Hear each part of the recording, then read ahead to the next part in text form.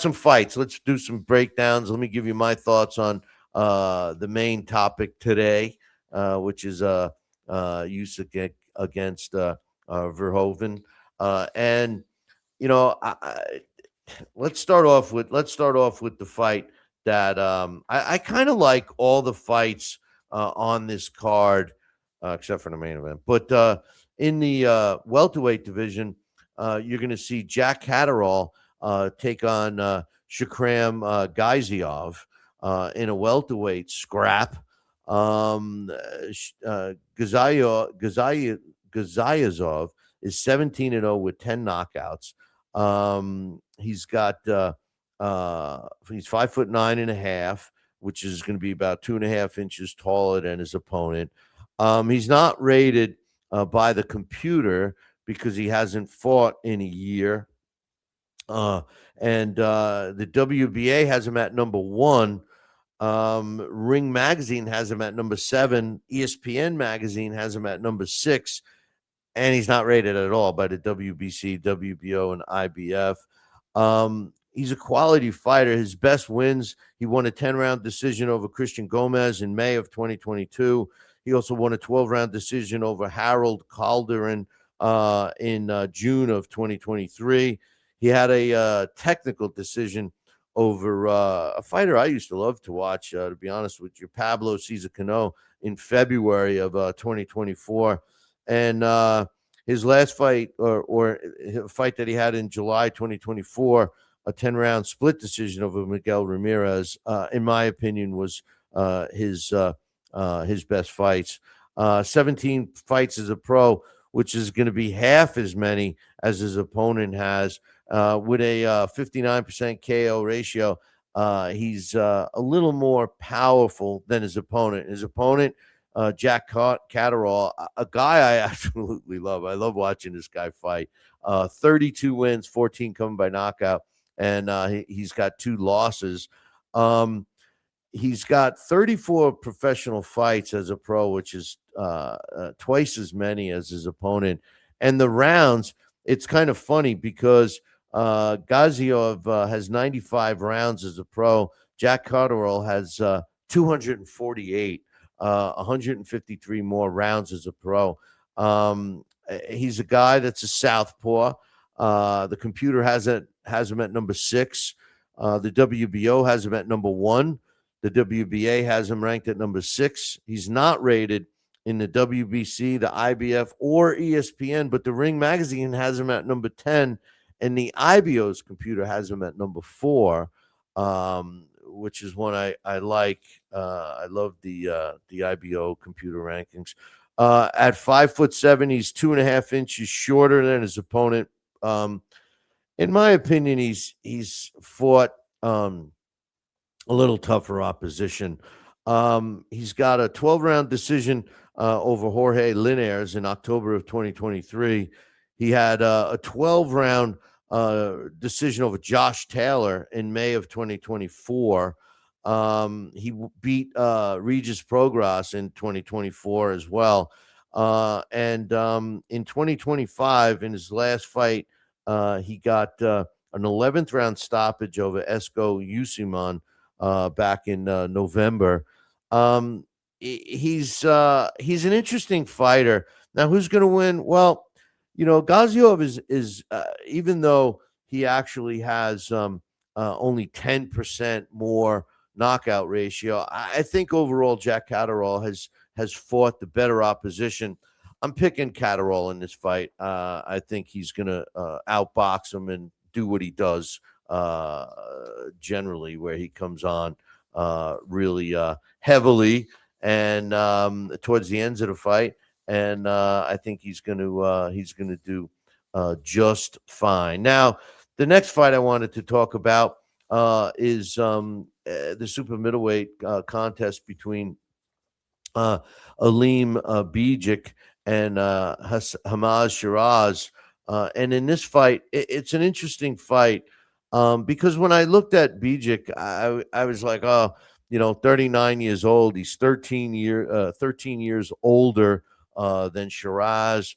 He is giving up 4 inches. He's 5'11 and a half. And as Dax mentioned, Shiraz is a tall guy. He's got some more fights under his belt, 29 wins, no losses, 23 coming by knockout. He does have a draw, and that was back in 2019 against Tehran Mets. The computer doesn't have him ranked. Neither does the IBO computer, because he's been out for over a year. His last fight was in April of 2025. But the WBO has him ranked at number 4, and he's not ranked anywhere else. He's a German fighter. And his best wins, a 10-round decision over David Kirkman in September of 2024. And he had a second round stoppage over Mahidi Safardari back in April of 2025, which was his last fight. He's he's much older than his opponent. Shiraz is, like I said, 13 years younger. In this one at 26. He's 22-0 with a draw, 18 of his wins coming by knockout. The draw was in February 2025 against Carlos Adames. And like I mentioned earlier, to me, it was a total gift for Shiraz. There was no way that fight, he didn't come close to winning, let alone be a draw. But since, he's fought some pretty tough opposition, to be honest with you. He's got first round stoppage over Leon Williams in 2024. He's got an 11th round stoppage over Austin Williams in June of 2024.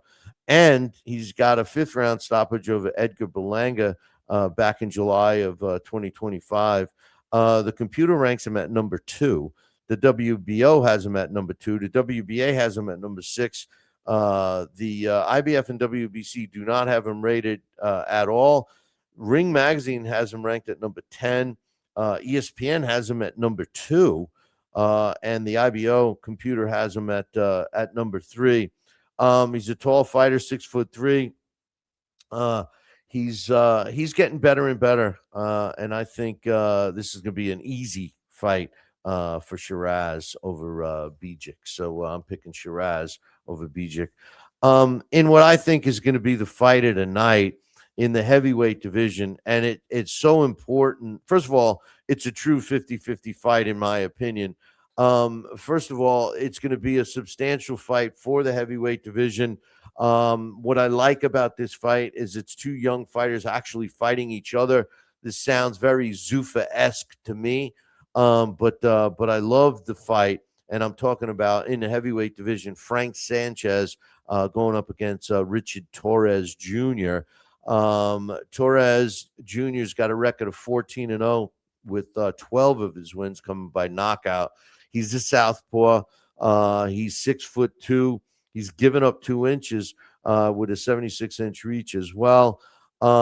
He's got a 86% knockout ratio, which happens to be 15% more than his opponent, Frank Sanchez. The computer ranks him at number 14. The IBF has him at number 4. The WBC and the WBO have him ranked at number 9, and the WBA has him at number 15. The Ring has him at number 8. ESPN has him at number 10, and the IBO computer has him at number 13.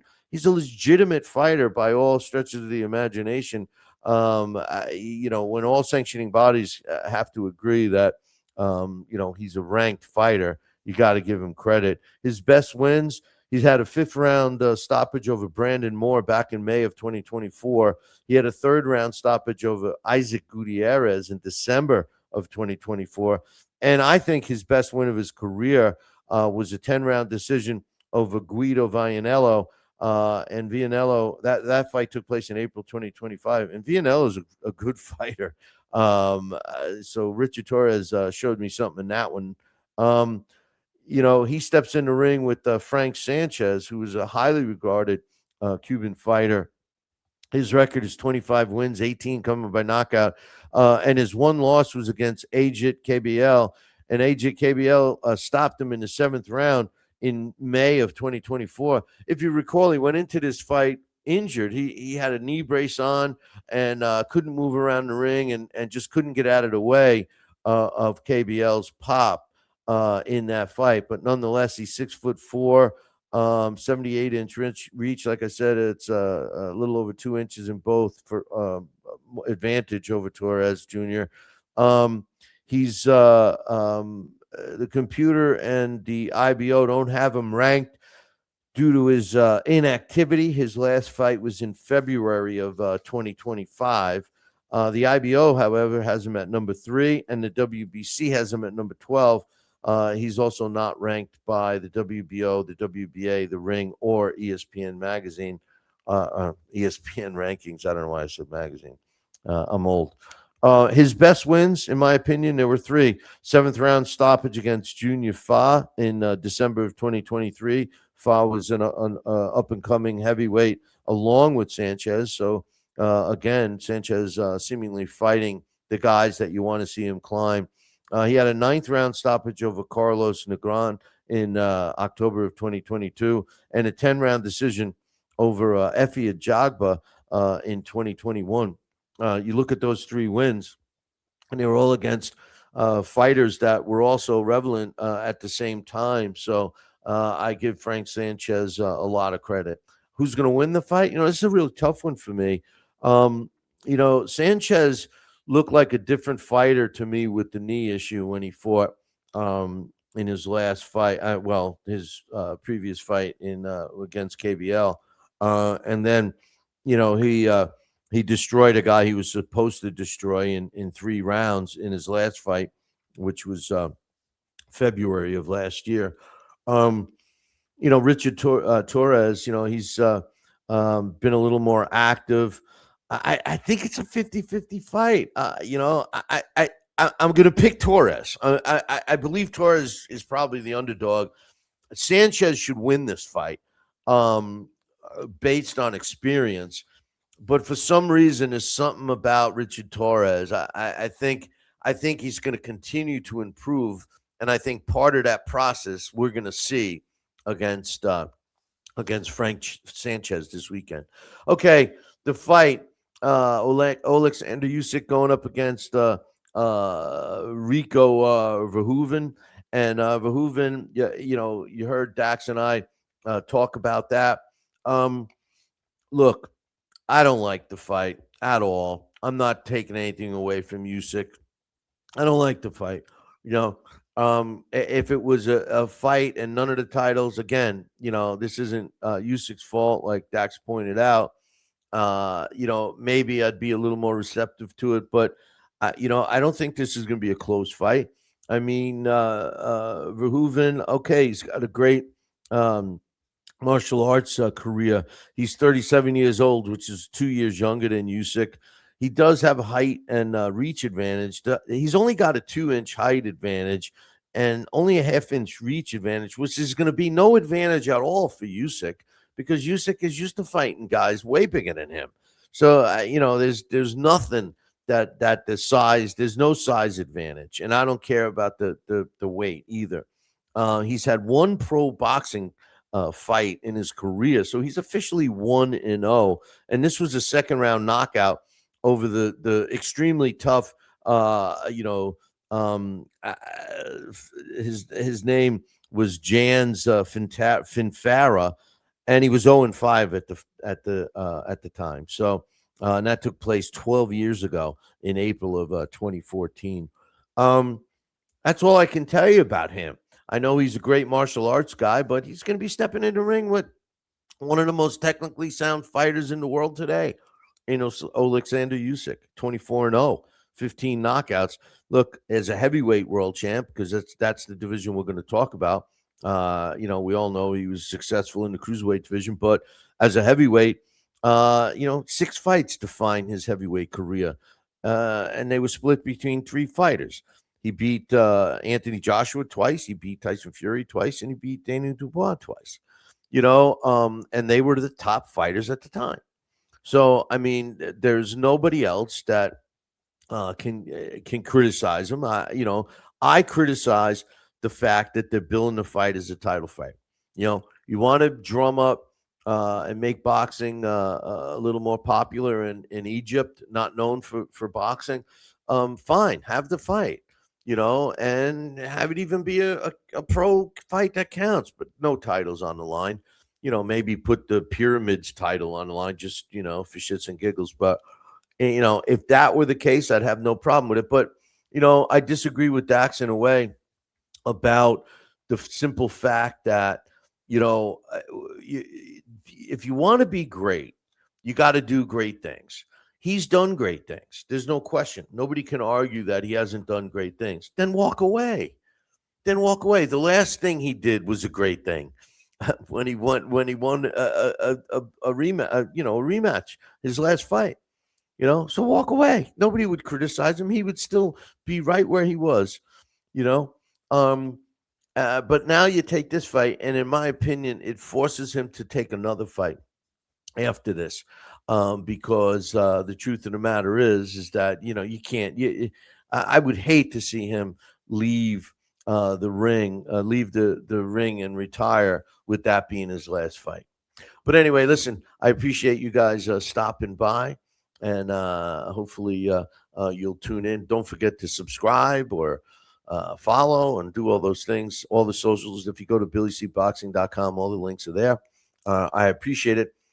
Just remember, tune in next week, same bat time, same bat channel. Until then, I'll leave you with this. Ciao.